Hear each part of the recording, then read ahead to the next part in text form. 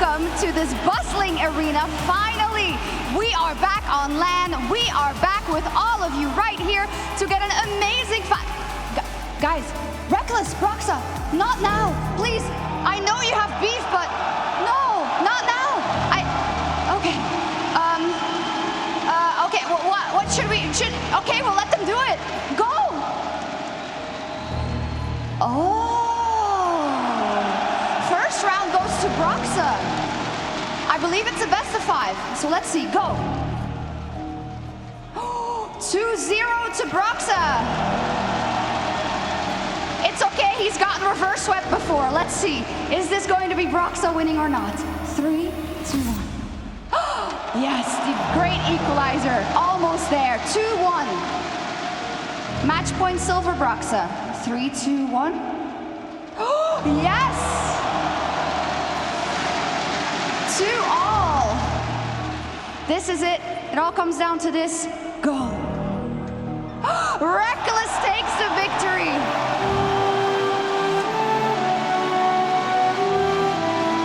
Love it.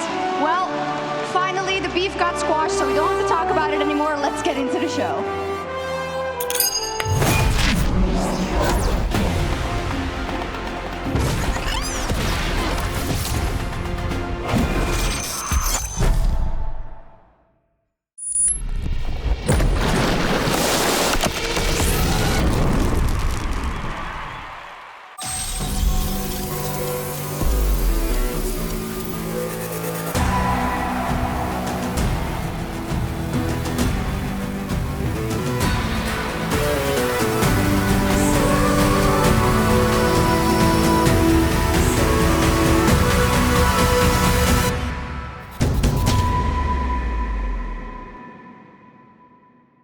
I think it's lovely that the LEC is coming back to Sweden. I've wished for it for a long time now, and I think it was supposed to happen in 2020, but it got cancelled. But the fact that we're finally here, it's just amazing.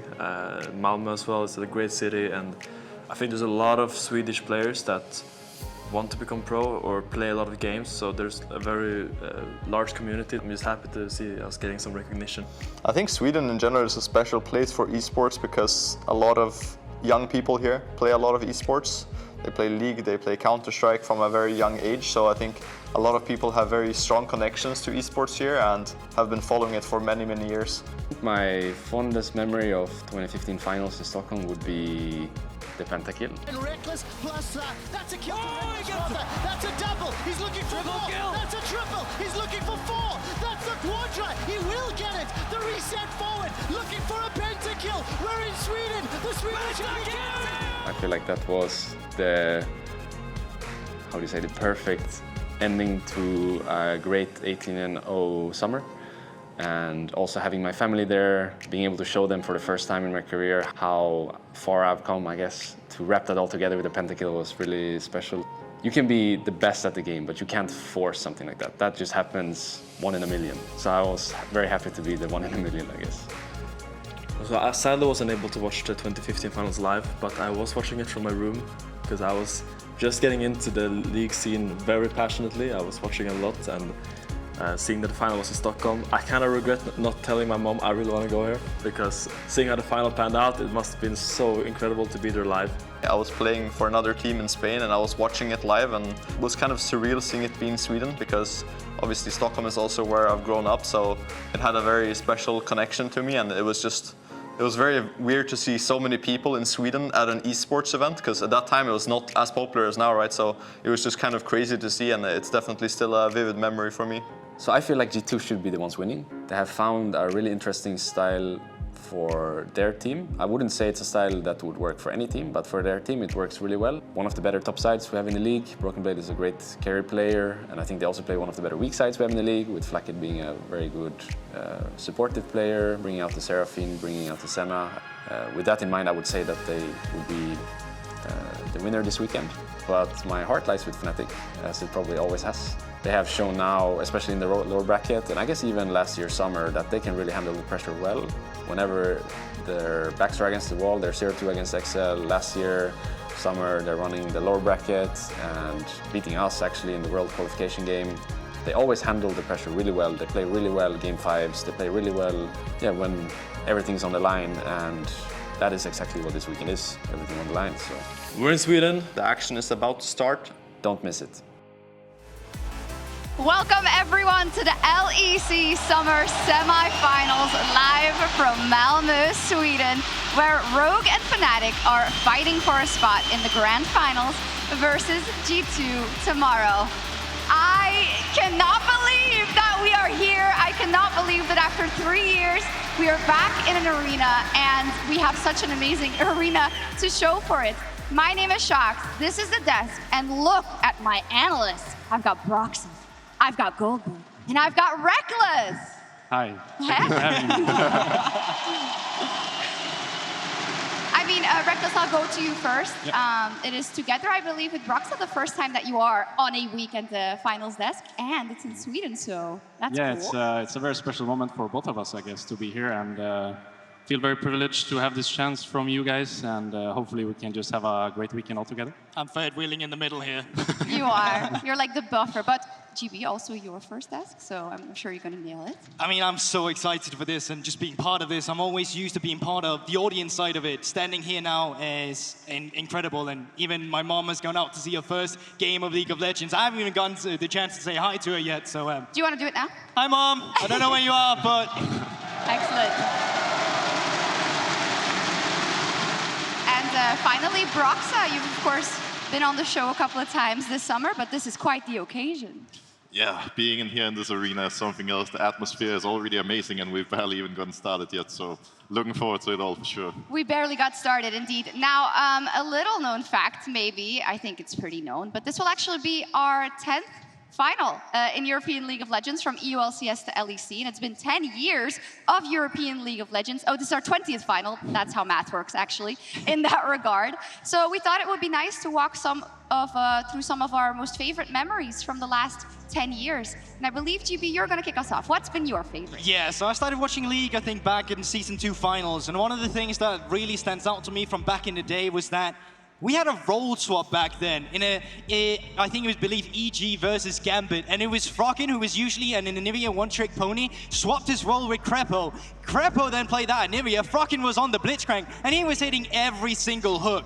I'm not sure why, but this series just almost stands out to me. I get it, yeah. How many of people in the arena remember this moment, I want to know? Okay. That would be. Yeah, it's a pretty old memory, I guess, but things were crazy back then, I remember, and it was all possible. You don't see it that often anymore, sadly, Brox. Yeah, I mean, the fact that you can just randomly role swap with your support in mid lane is definitely not something we see nowadays. No, but that was awesome. Reckless, what has been your favorite memory? Probably the finals 2015 in Stockholm was my favorite memory. It was also the first time I got to bring my family and friends to a live event and to show them how big this was. And to top that all off with a pentakill and a win against Origin was just, yeah, as I said in the intro, 1 in a million, and I was happy to be that 1 in a million. I think even 7 years later, it's one of the best series we've ever had, and especially on LAN, because it's hard to replicate that, right? With all the nerves, Reckless, like to make sure that everyone plays its best? Yeah, on a weekend like this one, there's just a lot of pressure on the players, and some handle this well, some handle this less well, but I think these are the kind of moments where you shape the stars in the league. So if this is an opportunity for you as a player, this is the opportunity for you as a player. Well, I feel like that's a great introduction to the weekend ahead, as well as we're going to crown our next LEC champion. But Broxa, I'd love to know if it was also a LAN event that was your favorite. Oh, definitely. Like, it's no doubt that as a player, being in these type of arenas is always going to be something special. And for me, it was 2018 finals in Copenhagen. Next to Martin, of course, we managed to get Fnatic back on track, won a trophy after a couple of rough years, and just being on home soil in Denmark, winning this trophy for the first time was absolutely surreal. I mean, I can say that as well. Esport in your own home country just feels amazing. I was there on the audience side as well in Copenhagen, and seeing these moments happen, it's just unreal, really, and it was amazing back then, like as amazing as it is today. Yeah, and that leads us into my memory. It's more a memory of 10 years with all of you, but also the fact that it's been 3 years since we could be back on LAN, and that you all stuck with us when we were recording in our bedrooms and from home because we couldn't go outside, and you stuck with us. So hopefully we can give you the weekend that you all deserve and that you've all been waiting for. That is the hope. So if the teams are listening, 10 games, please. Like, we don't want anything else, right? Yeah, we won 5 games both days, no doubt about it. Absolutely. And I believe Frankie is standing by with some of our fans to get their favorite memory. Thank you very much, Shox. Yes, I am with a man who has also been with League of Legends since the start of the EU LCS, now LEC. Emil, can I call you Larson too? Because you literally have the same name as Larson. Go ahead, Frankie, it's all good. Tack, thank you, Larson, too. Now, we are going to head back 9 years, aren't we, to hear about your favourite memory of EU League of Legends. Yeah, exactly. I was attending DreamHack back in 2013 when EU LCS used to tour regular season. Good times, you know. I remember when Froggen was baiting the Nivea pick for the live audience, and it was, ooh. Good memories. It's so good to be back here. I've been following Fnatic for over 10 years. Watching this playoff run, it's been an absolute privilege. I just hope they can bring it home this time, you know? Well, fingers crossed they'll do it for Larson too. Thank you so much. Let's head back to Shox and the guys on the desk. Thank you very much. Awesome that we have Frankie in the crowd giving us the look-ins to our awesome fans there. But now let's get into why we are all here this weekend, the continuation of the playoffs, in fact, the semifinals and the finals. Let's look back at last week, rather, and decide how we come into this week. I feel like at the top of everyone's mind has to be how dominating G2 has been, specifically last week, GB. Yeah, most certainly. I think G2 is definitely one of the teams that already had a lot of expectations going into playoffs with the rampart they have, but I'd say they've succeeded those expectations in the way they've done it so far. Martin? Yeah, I would definitely say G2 coming into this weekend is the favorites. I think they have found a very unique style of play, which works very well for them. All of their players can carry. Broken Blade is a great carry top laner, and I think that they really empower him with what they're drafting and with how they're playing. So for me, they would be the favorites, but also the two teams we have here, other than them, have shown strengths over the course of this year. I think Rogue more so in spring than summer, but it's a weekend full of pressure, so anything can happen. I think the exciting part is that while G2 does look like the favorite, like you just said, Martin, in a weekend like this where there's so much pressure, there's so much going on in the players' minds, you never really know how it's going to play out. And of course, with these teams being the top 3 in the LEC, they all have what it takes to perform at the very highest level. Mats, where do we land on the Rogue after that performance last week? I feel like Rogue had 2 disappointing series, first against Matt and especially against C2 where they lost 0-3, but at the same time, they've also showed that they have what it takes to compete and that, you know, if they have a good day, they can compete with anyone. But I certainly think that when you're looking at Rogue, there's a lot of people that feels like it's on them to have the improvements going into today's matchup, because even when they were playing against Mad Lions and they went to that 5th game, it was a little struggling. Coming out of a loss against G2, at least you have the luxury of being exposed for your faults and then having some time to try and improve on them. Yeah, let's see if they can use that time aptly. But when it comes to Fnatic in the lower bracket, Reckless, now that's been a story of ever since that Barrel versus Excel, going from strength to strength. Yeah, honestly, even before that, in the end of regular season, they also had really good clutch games, and I think that's just the bread and butter for this team. Whenever they have their backs against the wall, they always perform really well. I think Upset is stepping up big time, almost carrying every game that they play. Razork setting him up for success. So at this point, it's just about doing that again and again. Meanwhile, for someone like Rogue, I think it's more about finding something new, finding something fresh for this weekend. But what's crazy to think about Fnatic is that they barely did not make playoffs. They almost missed out on being here today, but as soon as they ramped up in playoffs, it was like the questions mark we had of some of the players all of a sudden started becoming answered, and they started delivering to what we expected of them. And it's scary when you're coming into this weekend as Rogue, right, Broxa? Can you tell us a little bit about the perspective of being Rogue, and as said, that series versus Mad, which was difficult, but you won. Unfortunately, then versus G2, and now you're going up against a team that has all the momentum in their favor.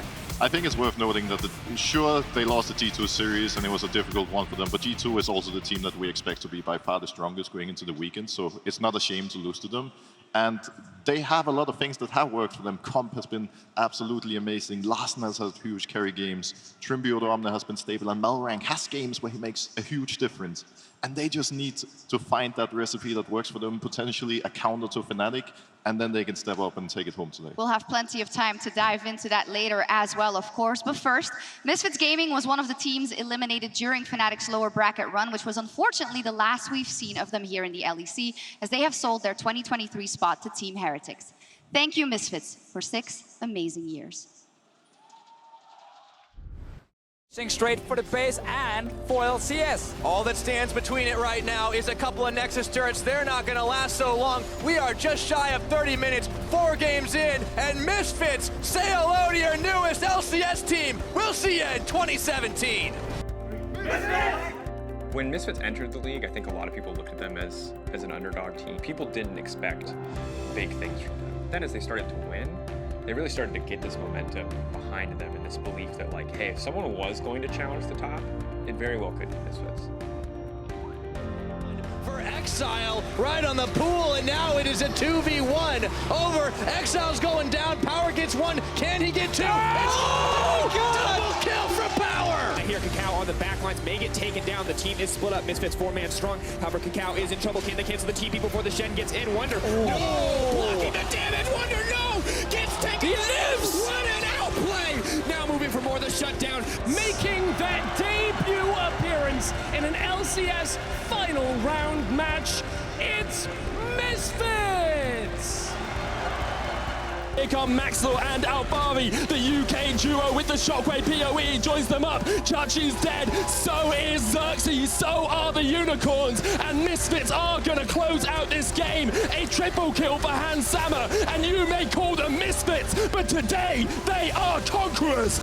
That's how I started my career, Misfits, the Rabbit. It felt very intense, my emotions were just so high. It was really, really nice period, and I missed the guys that I've been with, spending time there. I always felt so close to Misfit. Everything felt so like familiar. He's going to say, walk this way. The team's going to have to meet him on the other side. The cleanse comes out. That's the shot from Ignor. Taken down before Cosmic Radiance. I learned almost everything from Misfits. Thank you for player, like staff. Misfits will always have a place in my heart as like a family, you know. Misfits have done a great job of being able to find talent that has gone on to be successful. Life, but they're going to find the knockup. Hansama! Shut down for Hansama! One more to close it out. Double going in, and gentlemen, this is it. Your team don't have time, fight top lane. Yeah, down there flashing in, Razzle. Look at where the power converges. Oh! Misfits' history will be carried on by its players. And I think you'll look at VTO in 2 years from now, if he's competing in a World Championship, he started in Misfits, you know? And the fans are so loyal and love League of Legends and the product and the players so much that I think no one will really forget them. Side, eyes on Jankos, but the knockback is there. Jankos getting burned down by the Elder Dragon buff. Misfits, they're making it work. Caps on the run, coming in the back line. Elder Dragon doing work. Misfits were 10k down, but the Elder Dragon wins them the fight. The fans that we do have are truly hardcore, passionate fans for the team itself. And fans who probably followed the organization for many, many years. The bubble sleeps onto Niski, and the paddle star won't find the target. Oh! Video goes forward with a smite. That's a golden Niski. Paddle star backwards, goes golden as Selfmade runs away. They get another one. Look at him. BTO goes in. He gets the bubble to double kill. It's been an absolute pleasure to cast Misfits. It's been so fun to see all the different iterations. I'm so grateful that as an organization they've really cared about their players. It has been a joy covering them because throughout the years they have given us some of the coolest stories to talk about, and I hope I did your story justice. Misfits, I have loved talking about you. Of course, we would not be here without the fans, and so I want to say thank you to the fans. I want to thank everyone who has cheered for Misfits. We've always loved and appreciated that support.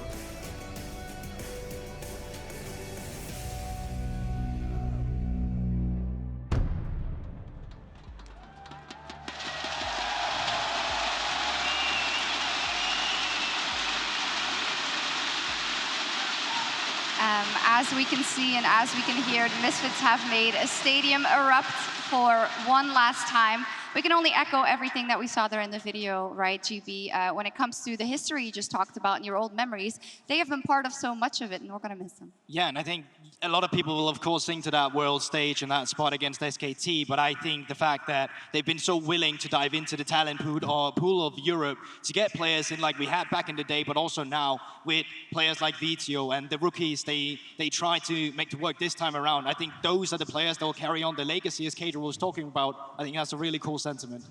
During our Fnatic times, we all also had a lot of great, fun memories against the Misfits. Of course, the Caps vein is the big one that stands out, right? But you know, they were already there when I joined the league as a player, so seeing them go definitely feels strange. Absolutely. We're going to miss him, but let's dive back into our show here this weekend. And to get warmed up on the desk, because, you know, we have an hour pre-show, we're going to have 2 full days with these guys. I think it's good if we find out a little bit more about them. So on Twitter, we've asked you guys to send in some rapid-fire questions for our analysts. So without further ado, let's go.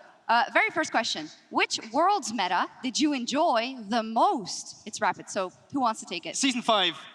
What is that? Okay, Season 5, we had like a Juggernaut meta coming through as well, and I know a lot of people hate that one. To me, I was like, this is great as a viewer. No one knows what's going on. All of a sudden, here's a Darius in the top side. Mordekaiser coming in clutch. Yeah, it was one for the ice. Martin? I very much enjoyed the 2018 meta. It felt like everyone could carry in this meta. I feel like some other metas, it's been more unbalanced. Like, let's say 2017, it was only about bot lane. 2015 was all about top lane. But in 2018, it felt like everyone could have their moments. So this was a tournament full of good plays, basically, montages. Roxa, is it a jungle carry meta? Well, I definitely, you know, think of 2018 as well when I see this question, because the jungle meta was great. Obviously, Sin, Camille, Gragas, there was a lot of aggression and a lot of fighting, and like Martin just said, you know, every single role could carry, which made things so interesting. That's true. If every single role can carry, it's obviously more interesting for all of us. Which career memory forged who you are now? Woof, that's heavy. Damn. I don't know if that's so easy I feel like I'm being forged right now in that moment. I mean, this is definitely a question that was loaded for them. I'm just saying. I saw that Twitter thread. Yeah. Not a lot regarding me. Reckless. Which one of your many pentacles? Yeah. I guess the 2015 one for sure.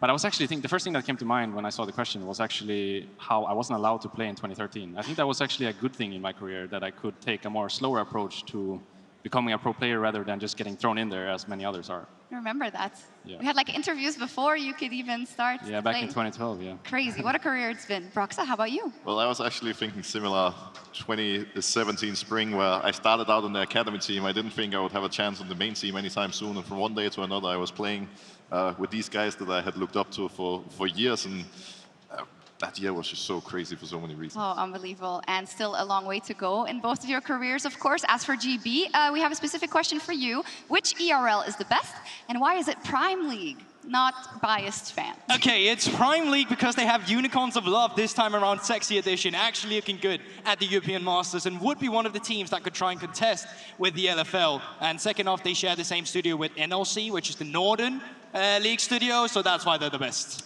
Reckless, you have something to say about that? Well, I think you already know what I think. But since I'm not playing at the Masters this time, it's hard for me to take responsibility. But it seems like all the guys are doing well over there anyways. So. You are so diplomatic. Okay, next up. What are your favorite champions to watch in pro play? Lee Sin. Yeah. I hope we're going to see some Lee today. The chances are not too high. Not too high. I know both of them can play it. They do, but Lee is really fun, yeah. Thresh. Thresh? It has to be Thresh. I think he's the most well-rounded support. Lantern duty, hitting the clutch, Thresh hooks. I mean, Marta back in the day, Mad Life, those are some of my favorite moments as well outside of Europe. So for sure, Thresh as a champion. That makes sense. You want me to go as well? Maybe, if you have one. So I was actually thinking of recently more. I like to see Patrick on Nyla. I think this champion is quite fun to watch. And the skill expression is quite high on this champ, I think, as well, in terms of what timing you have with your spells. So something I would like to see more, but not many teams play. Okay. Then what is the first main, you like, obviously the first main, the only main. Well, your first main, no, your first main. So your first champion you ever played. And if you ever pick this, the fan will cheer out loud in the arena that you're playing in. Well, if we go all the way back to season 1, I'm going to say Tryndamere. If we think more recent times where I was actually a jungler, it's going to be Elise. First main, so Tryndamere. Yeah, I think that's a Tryndamere cool is answer. I miss Elise. Unexpected too. Yeah, I miss Elise. GB? Master Yi, 105 out of 50 IP coming in. You could get the skin already. Assassin Yi back in the day with the RP you got. That was the first main. Okay. I used to be a Vayne one trick, and I played some Astral as well back then. I used to play him crit because I didn't know any other way to play League, but in the beginning I was mostly a Vayne one trick, and that's when I got most of my wins too, in IPL 5, DreamHack, Winter 2012. So Oh, IPL 5. The memory. it's still close to my heart. Yeah, for sure. And who doesn't love a good Vayne pick and pro play? Now, a question from Broxa to GB. What is your favorite Nick and Jay song, and why is it Pop Pop? What is it? It's not Pop Pop, it's Boing Boing as the best See, Nick the and Jay fans song. know it. The fans know the way. They're uncultured. They'll know the ways later. It's fine. What is it? Is this Danish song or Swedish? I mean, if you grew up with Nick and Jay, you're definitely a Dane. Okay, we'll leave it at that. We do also have some questions for our audience, so we're going to send it over to Frankie once again. Thank you very much, Shocks. My name is Frankie Ward, and I don't know anything, but this audience knows everything, so we thought we'd make the most of them now and get their wisdom. And I've heard skins gets you friends as well as boost your rank, so I'm going to give some of these away if they satisfy me. Coming to you first, my friend. Why is the best player in the world Reckless? Of course it's Reckless. I'm very happy to see him today. But he's not playing. Are you disappointed? Yeah, but it doesn't matter. I'm very happy to see him live again. Oh, well, we're very happy to have him as well. Have yourself a skin, lady. You're also a Fnatic fan. Yes. What do you think the score's going to be today? What? I didn't understand. Please, once again. What's the score going to be? Today, I say pretty close, 3-1, I would say. 3-1, okay. Why are you not saying 3-0? You're a Fnatic fan. For shame, for shame. We're going to come over here. I'll bring you a skin in a moment. Hello. Sir, stop your clapping and look at me. Now, you're playing in solo queue, and you type your role into chat, and someone drafts your champion. What do you do? I FF.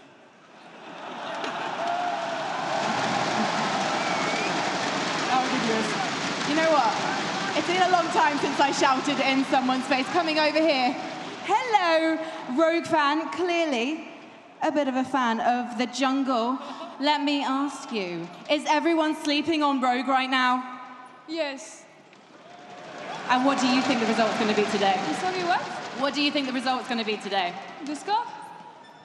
The score? Yes, I think it's going to be 3-2. 3-2. Why is no one saying 3-0 right now? Why has no one got faith in their favorite teams right now? I'm going to come over to you, sir. I can see that you are a Fnatic fan. So I've just got to ask something about the game instead. Is Yumi actually a sweet little innocent kitty? Can you repeat? It's fine. I'm British, no one understands me. We're in Sweden. Is Yumi just misunderstood? I don't understand. It's okay, I'm calling it now. She's not misunderstood. There's a reason why no one wants you to play her. We're gonna head to a break. When we come back, the analysts will be back.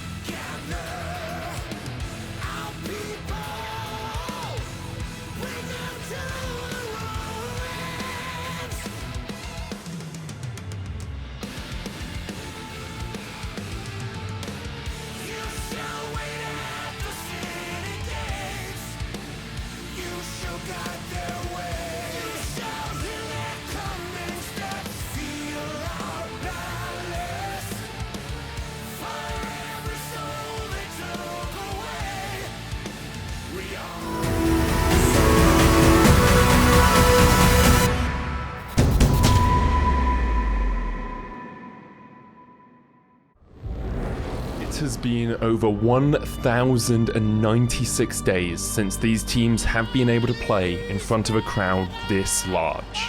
I think it's been over 3 years now since we had the last road show, and I think it's great for us and great for everyone who gets to go to Malmo and play and kind of make esports be normal again. The nervousness you feel as you enter the tunnel, the flutter of your heart as you see the size of the stadium, the vibration through your body as they call your name. This moment is what these players live for. Going to Malmo will be like so amazing. I've been missing this type of events that you have like a huge crowd and you're playing on the stage for so long, and I think we can make it to the final. Playing in front of these big crowds for very important games and these finals is kind of like what made me want to become a pro player in the first place, and now that it's finally back, it just feels so much better. I was always dreaming of being the player that's on stage, and I still don't believe that this time is going to be my turn. Rogue have come so close to winning it all, time and time again. Fans respect them for tenacity, their mentality of not giving up. But for Rogue, the only thing they want respect for is winning. Cheating can easily go on the side where he's playing for so long, just give it to him, you know? It's kind of like a pity thing, and I wouldn't really want that because I want everything I do and every win I have to be hard worked and deserved, and if I don't win, that means I just didn't deserve to win. G2 of old demolish Rogue! It might get into them that they just lost against G2 quite convincingly 3-0, and we're running over every team in the playoffs so far. But I think they're a pretty smart team, and I think they'll put the effort to learn from their mistakes. We're not gonna underestimate them, and we're not going to the best of 5 that we are like the underdogs. We'll just try to play our game and hope it works. Mentality and momentum play such important roles in a team's success, and right now Fnatic have all of it. When this team is put up against a wall, they become a different beast entirely, and they are determined to have another historic G2 versus Fnatic final. Winning a lot of games right now gives us a lot of confidence, because throughout the entire split it was like always a win then a loss, and now we are winning everything, so I think that helps a lot. Humanoids on the backline, the Chaos Storm! A storm, a tempest for Mad Lions! Each of these players knows that the one they really have to beat is the man in the mirror. I'll probably say Fnatic is a bigger threat than Mad. I think Fnatic can have lower lows, but they can also have higher highs. But the biggest threat is ourselves, because if we show up and play the league that we can do, we will win against both. And if we show up and play the league like we did today, then we will lose to both. Larson slides in, but Caps dives back, a double! Being like the clear #1 team the whole year in EU, no one stands a chance in best of 5 against you. It just boosts your confidence so much going into Worlds, right? Because if you're not even the best in EU, how can you be the best in the world, right? You don't go into that stadium thinking of how you can beat your opponent, but instead you focus on your own game, your own teammates, and your own playstyle. Only by conquering yourselves can you truly be the best. Wanted to lift the trophy since the last time I lifted it. Winning another LEC trophy would be a dream come true. That was such a good rocket grab. Definitely the biggest moment in my career. Even just like Saturday games, it's not a final, but it's my first big arena, and on top of that, it's my home crowd in an arena that I've been to as a child. I played like 2 other finals, but this is still a way bigger moment for me. Larson trying to get onto the back line. Oh, what a fight! Oh my goodness gracious me! It's a quadra! Winning another LEC trophy once again in another team with completely different players would mean that I'm on the top of the players. Nisky looking for it. Petrifying gaze in by Humanoid though. Fnatic don't want to stop We want to make the run through the lower bracket now, or like win the lower bracket finals and face G2 again in the final. I just want to be back on top. I want to, win back-to-back championship in Europe and go towards as the best team in Europe. It doesn't matter anymore how hard you have tried or how much you think you deserve it. Only one team will rise above the rest. The only thing that matters is to win. League of Legends is European, and this is what it looks like. Well, isn't that the truth? It doesn't matter how much you think you deserve it. You need to deserve it, and you need to make it happen by yourself. And I think as we dive into the overarching storylines of these two teams, starting with Fnatic, you can very much see that, GB, in the way they were with their backs against the wall in that series versus XL. And since then, it seems like a switch has flipped and they are a different team. That's the big thing. It finally feels like this plot armor that's been talked about when you talk about Fnatic is kind of coming to fruition. They're back in that lower bracket where they found their comfort zone before. And once again, it's so interesting to see their development just because regular season was struggling. They barely made their reverse sweep against XLs, and now they're continuing their lower bracket run. Yeah, and I think it's something that's always been there for the organization. Even when me and Broxa was there, we always had our backs against the wall at Worlds, for example, 2017, 18, and 19, and we always made it out. We made it out of the group of death together with RGE in 2019. We made it out of the 0-4 miracle run in 2017, and we beat IG back-to-back to finish first in our group in 2018. So it's something that's been always for the organization, and something that they have carried on beyond ourselves as well. Last year, if you look at the summer playoffs, in the lower bracket, they made the run, they beat us for the World's qualification, and they might as well have won that summer, and now they're doing it again. 2 must-wins in the end of regular season, both pulled off, and now they're winning every game here in the lower bracket. So it's the DNA of the club, and it's great to see that it's carried on by all the players that have played there. That's one of the things that have always been so interesting about Fnatic to me, because like you said, it doesn't matter what year, what roster, the miracle runs and the chances of, you know, actually going all the way is always going to be there. Like in this case, Fnatic was so close to not making playoffs, then they were so close to losing to Excel, and now they're here and they might as well go for the trophy. And that's the big thing, right? Because you guys are mentioning the legacy. You guys are mentioning the pressure that players playing on the Fnatic are currently feeling. But the big thing is that Fnatic as an organization has not won since 2018, and that was when you guys played there. It's been a while since Fnatic has been up there to kind of fulfill the legacy that their players and fans are currently having as expectations towards them. But I think the big thing is, and the question on everybody's minds this time around, with the lower bracket one, with how good they're looking currently, how far can they take it? How far can they go? And when you talk about needing to step up at the right time, we have some examples of that in the lower bracket run. Razor Broxa has been on a tear.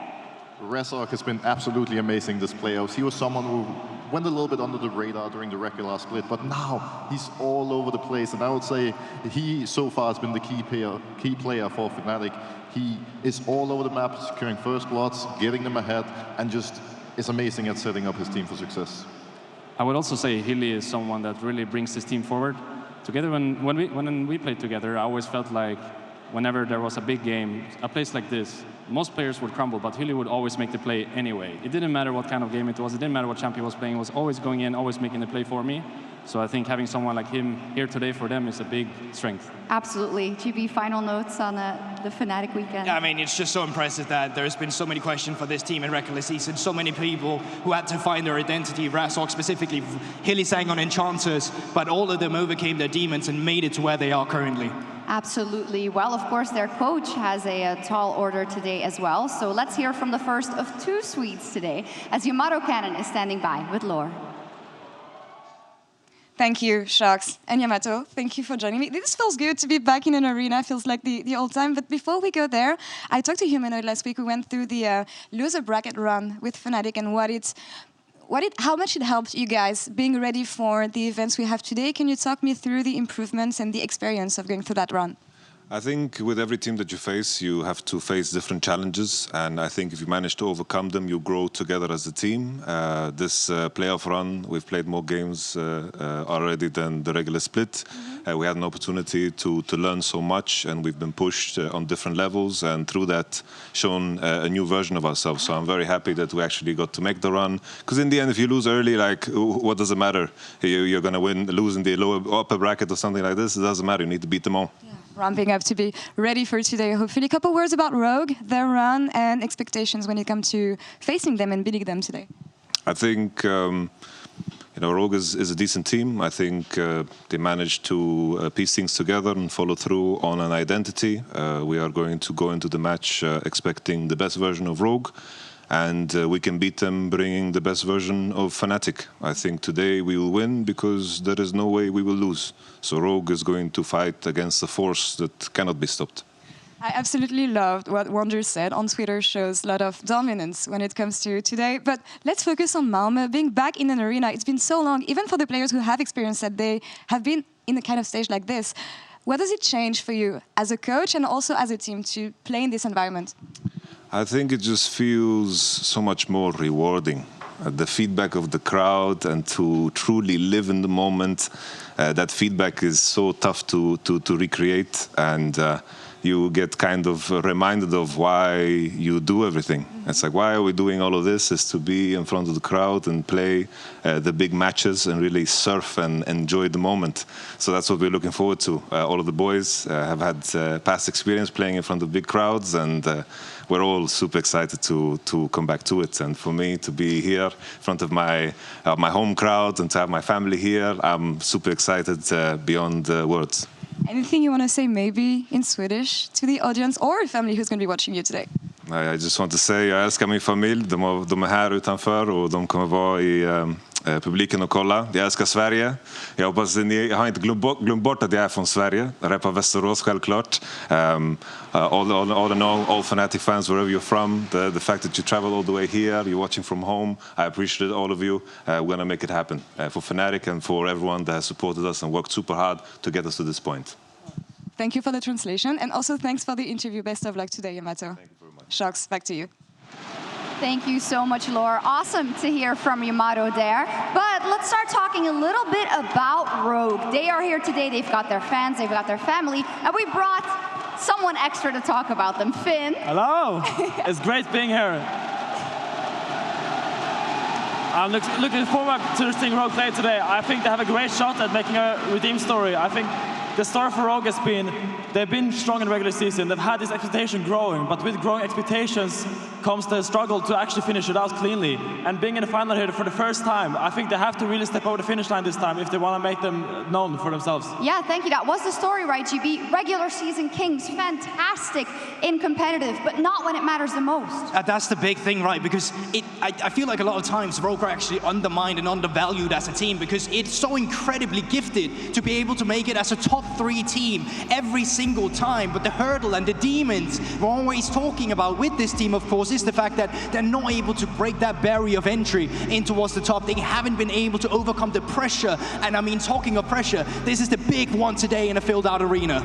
But it could also be that this was what Rogue needed all along. They needed, you know, the arena we're standing in right now, so get the last bit of performance out of themselves, and I think we can expect Rogue to show up big time today. Yeah, you have to talk about Larsen versus Humanoid in this offline final for the first time since ever.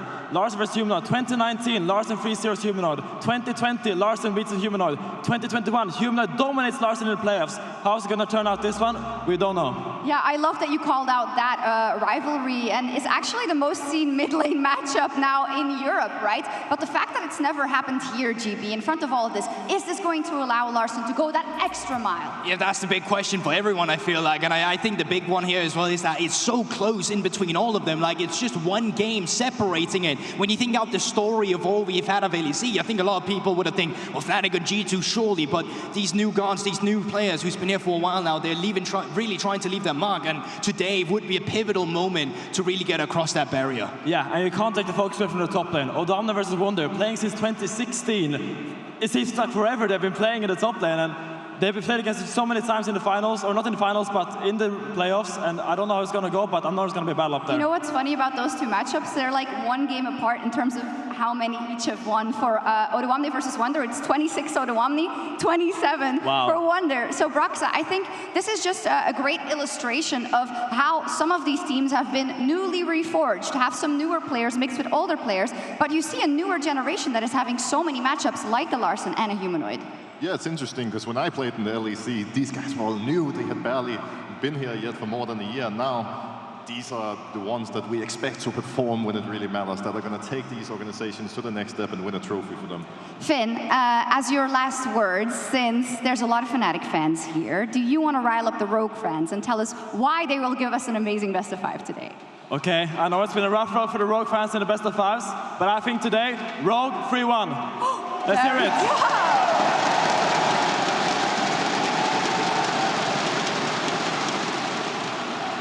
Well, let's see if that's what happened for Rogue. Of course, as we already said, this will be the first big offline event for most of their players.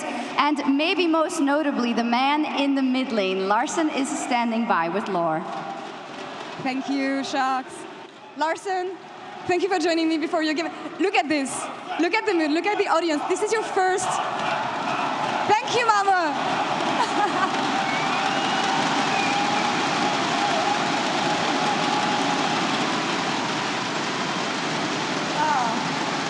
This is your first time in an arena like this, and especially in Sweden. Tell me about how special is it today to be here in this audience when you hear all these people cheering for you? Yeah, I mean, I was actually feeling a bit nervous, but then I walked into the arena and everyone was like screaming and cheering for me. So actually I lost all my nerves when all the fans went crazy when I walked in. So fantastic. And on top of that, you also have your family who came here today to watch you. So Frankie, I'm going to toss to you now and introduce us to Larsen's family, please. Thank you very much. I have to say tack to Larsen's nan, who's lent me her seat, so I can talk to Larsen's dad, Per. I've just got to ask, how do you feel about the fact you and your entire family are about to watch your son compete on one of the biggest stages in esports? Oh, it's so nice. It has been his dream since he started to play many, many years ago, and I'm so lucky for him, and I hope it will be a good game and Rogue win. It's going to be a great game. Let's check back in with Larsen right now to hear what else he has to say. I always love it when you hear about parents being proud, parents showing up to support their kids, to support the success you established throughout all these years. What does it mean to you to have your family on site and the fact that they had your back for all these years? Yeah, I mean, they were actually there 2 weeks ago in Berlin when we won against Mad, and it just felt extra special winning when they were there, and I'm sure to feel the same today when we win. So yeah, I mean, mainly it's just insane to be in Sweden. This might be like once-in-a-lifetime experience to play in front of the Swedish crowd, so yeah, it feels insane. Too many more crowds for you, hopefully. But earlier, when I talked to Yamato, I let him say some words in Swedish. So you're in the arena right now with all the fans cheering for you. Anything you want to say to these fans today? Tack som fan till alla som kommit hit, och jag hoppas verkligen att vi är en riktigt bra serie idag. Thank you for the support. Thank you for being here today. Larsen, you're about to play Fnatic. We've been over the fact that you versus Humanoid is one of the most played matchup we had in LEC history. Tell me about playing Fnatic today and what we can expect from the series also. I think it will be a banger series. Yeah, I think it will be a banger. Banger series. That's what we want. Larsen, thank you so much. I'll let you get ready. And Shox, back to you. Thank you very much. When Larsen said something in Swedish, the Swede on my desk said, oh, so Reckless, what was it? Yeah, he said something you probably shouldn't say. But it's kind of, I mean, it's part of the language, so I get it. Okay. We'll leave it at that. We won't take any risks. But Larsen may, of course, very well be a key figure in this best of 5. And we need a big performance out of him. And talking about big performances, let's talk about the bot lane. It is expected to be an absolute fist fight, right, Reckless? Yeah, so comp has been really good. Upset has been even better. So you actually have 2 AD carries today that have both been performing super well pretty much throughout the entire year. And I think a lot of the game is just going to come down to who can enable their AD carry more. And I think that's the big thing as well, because for the side of Rogue, Comp has been a catalyst really in terms of finding their victories. He's never really had a bad day. He's never really been the reason they've lost in anything. He's been the reason they've won a lot of games. The problem he's facing today is just that you're going up against Offset, who in playoffs is looking like the best AD carry. And the question is how Rogue are going to approach this because of how dominant Huli and Upset have looked like. One of the things that I am looking forward to seeing today is how they approach a draft, something like the Lucian Nami that especially Fnatic had success with, but even Rogue got some nice games on it. Yeah, so you saw in the match series, in Game 5, they let the Lucian Nami through and they went for the Caitlyn Lux themselves. This is something that no other team play, so this is something that they could pull out today without Fnatic having any practice against it. But I think in general, the idea just has to be, we contest early game. Because if we don't, then Upset will either get to a point in the game where he's strong enough to carry on his own, or they're going to snowball themselves through the bot lane, which they have shown multiple times. But I think as well, if you go back to regular season, Trimby and Comp was one of the bot laners that was more flexible. They were one of the first out to bring out the Seraphine. They were one of the first bot lanes to try the Sejuani, albeit it didn't work. They have shown they've been willing to try and use things we haven't really seen before to take control of that 2v2. Reckless, are you saying that if they go for the handshake, Sivir, Zeri, the normal matchups, let's say, Rogue would not have a chance? I would probably say they don't have a chance, yeah, because you can also see from the teamfight stats that Fnatic is one of the best teamfight teams we have here in Europe, and Rogue is so far one of the worst, at least in playoffs. So I don't think this is a strategy you should rely on to win the games. I think you should rather than contest the early game as much as you can. Maybe make something special in the draft in the bot lane, maybe make some early invades, maybe just do something out of the box, because if you let the game go as it normally goes, I think Upset just shines. And I think that's one of the beauties of these best of 5s, that going into the first game, you can do anything. You can have any strategy prepared and just throw a curveball, see how it goes, and see if you can catch Fnatic off guard. Well, GB, I think you're going to show us over at the Telestrator about some of the early shenanigans coming out of Fnatic, because Reckless, the game doesn't start in lane, it starts before that. Yeah, so the whole bot lane thing actually starts when the game starts. It's not just about avoiding a dive, it's not about winning your lane, it's about how do you set up the whole team around the map towards bot side. So Guldborg now will show you a little bit of that. That's perfect, Martin. Yeah. Thank you. I am standing by with a clip where we had Fnatic against Misfits not too long ago. And what's really important about the clip that we have here is that we're currently in a situation where Fnatic wants to go for a late invade. They've done this countless of times as well. It's not just against Misfits. And as you go into the clip, you'll actually see that we have a 3 versus 3 coming through from the mid, or from the jungle, support and AD carry. From the side of Fnatic, it's with a Kalista and Trundle, so they pretty much win the 3v3 no matter what. But from the side of Misfits, you can see they've actually tried to be defensive, but as we roll up the clip, what you'll really see is that you can't contest the 3v3 when you're playing into a Kalista and a Trundle. What Misfits have tried to do is that they want to split the map, and Fnatic has this intel as well. I think Fnatic's super happy about this, because as we pause the clip, you'll actually see in this situation, they're going to be splitting the map. From the side of Misfits, Sansara can only play up towards the top side, and from the side of Fnatic, they're going to be playing towards the bot side. Now Misfits, they're playing for a lane where they're playing into On. They don't mind that at all from the side of Fnatic, but down on Fnatic's side, they're playing with Renata and Kalista, who can take lane priority, they can stack up the wave, and they can look for a dive. So as we roll out the clip, that's exactly what you're going to be seeing here. Haley is actually going to be super smart as well, because as they're pushing in the wave, he's just going to force the flash out of Neon.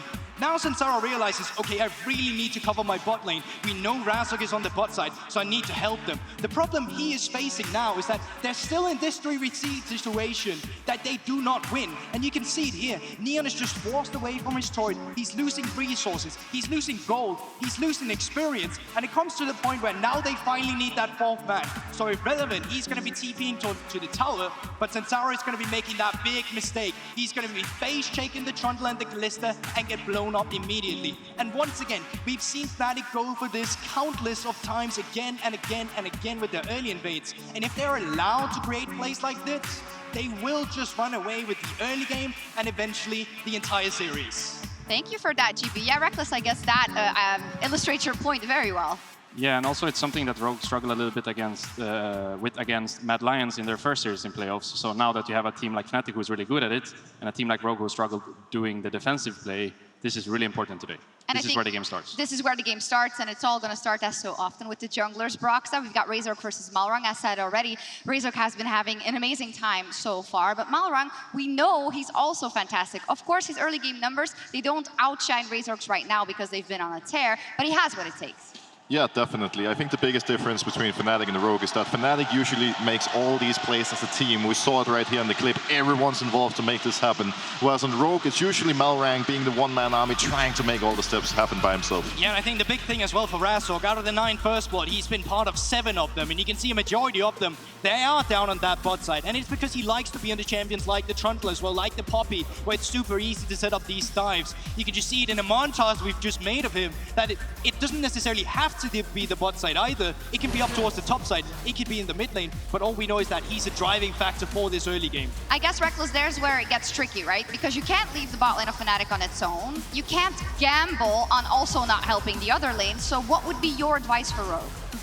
I think instead of trying to look for the defensive play over and over, which would be the natural course of action, I would look for a proactive play myself. So instead of waiting for them to late invade, trying to cover that, make your own late invade. Make your own pressure in the bot lane. Make sure that Razork has to be somewhere, he can't just run around and do whatever he wants.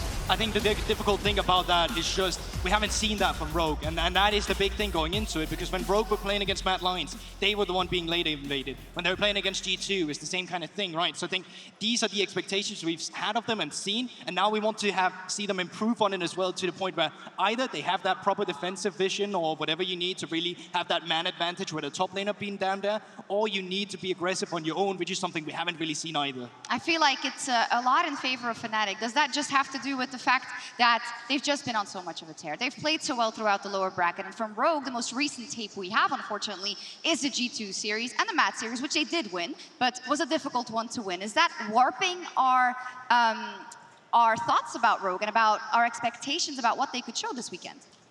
Well, I think we need to make it clear that despite Fnatic being our favorites coming into the series. Rogue is an incredibly strong team, and they do have what it takes to beat them. It's just about looking at, you know, the matchups in particular, top and mid, pretty similar playstyle, pretty similar skill level. But jungle and bot, we do give the favor to Fnatic, which means that that is the areas where Rogue really needs to step up and make a difference. And also just from the context of it, I think it's only natural that it's easier to pinpoint mistakes from a team that's been struggling a little bit and then come off a loss, where when you take a look at Fnatic, yes, you can pinpoint things, but it's really hard when you know they 3-0 and they're looking so clean when they're playing the game. Yeah, it just feels like everything's working as well for Fnatic because they win the game where nothing happens. They win the game where things are going down in the bot lane. Razork is everywhere and ganking everywhere, so it just seems like they have a lot of strengths to their team, and right now Rogue hasn't really found their own. So that's why I think today it's good just to mix things up, try something in the first game, try to go for a late invade, try to go for a top carry style maybe, just to get a new flavor to the game. Yeah, because regardless of how much we may give the edge right now to Fnatic because of what they have shown, this is what it's all about, right? The playoffs, and in particular the semifinals on stage and the finals on stage, Broxa. It is about reinventing yourself and making sure that you can go further than you ever thought you could. Yeah, it's in these moments that you need to be able to bring out something special and really step up when it matters. I know back in 2018 when we beat RGE to make it to the World's quarterfinal, going into, you know, the deciding game, we put me and Gragas, and our entire game plan was do red, gank bot, and hope Uzi dies level 2. And it worked out perfectly. We made it to the quarters. Yeah. If you can do it versus something Uzi. crazy is not always a bad thing. I think actually in games like this, it's the perfect way to start a series because you got nothing to lose, especially for Rogue. Just try something. Just try something. Let's see if you are trying something in the predictions. Reckless, who wins today and why? So I'm not trying something. I'm going for Fnatic 3-1. I think Rogue can for sure get a game, try something new, try the late invade, try to go for an aggressive bot lane that can punish Iliseng and upset. But in the end, there's too many things that are pointing in Fnatic's favor, and I think also the game where nothing happens is in Fnatic's favor, and that is on a stage like this, the usual game that happens. Dracos reminded me that you said on Euphoria once that 3-1 was a cop-out prediction, but yeah, it's start slow. fine. Start slow. Start slow. Goldberg. I agree with a lot of the points that Martin is making as well. I think from the side of Rogue, they've shown they can adapt at times. They've shown it very slowly, albeit. But I think that keyword slowly is kind of what subtracts me away from going in the Rogue favor. So when all the factors are lining up, when all the chips account, I have to go for a 3-1 to Fnatic. Okay, 2 Fnatic votes so far. Okay, safe, I would say, based on the tape we have. Safe. Broxa, what about you? I guess this is the moment where I have to pull out the big Rogue speech, but in fact, I don't think Rogue are going to have what it takes. They're not going to be able to stop Razork, Huli, and Upset. It's going to be a quick 3-0 for Fnatic. Quick 3-0 for Fnatic for Broxa. What does Discord have to say? Let's take a look. I believe Discord also voted 3-0 Fnatic. Yeah, I mean, that's the way the cookie crumbles, but I've been in enough shows to know that sometimes all my analysts are wrong. So we'll see if that happens or if it is going to be Fnatic that makes it. We will find out very soon. As you can hear, we are getting closer and closer to meeting our players. There is less than a minute to the opening ceremony, our first offline event in 3 years. Malmö, let's make some noise!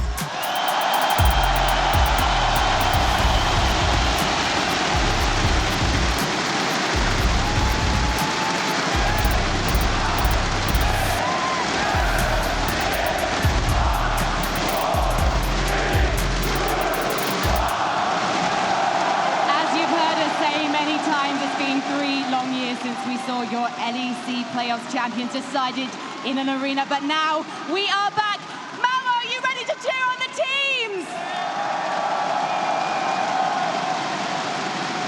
In our semi-final, we have Rogue. They are no strangers to a final, but they're new to the arena and they're facing a revitalized Fnatic who are hoping their brand of lower budget magic will take them all the way to their first title since 2018. And we're going to kick things off with our top lane. It's Odoame and Wonder.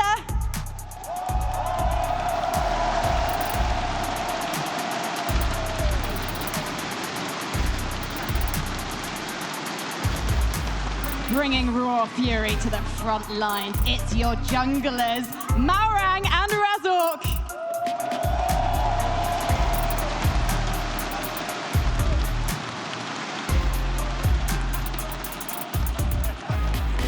one of the fiercest mid-lane rivalries in the LEC. It's Larson and Humanoid.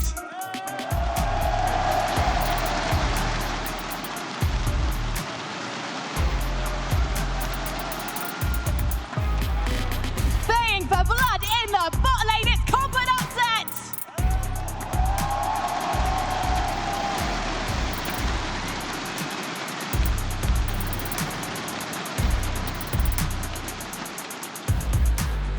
And the backbones of these two teams, their support is Hillesang and Trimby.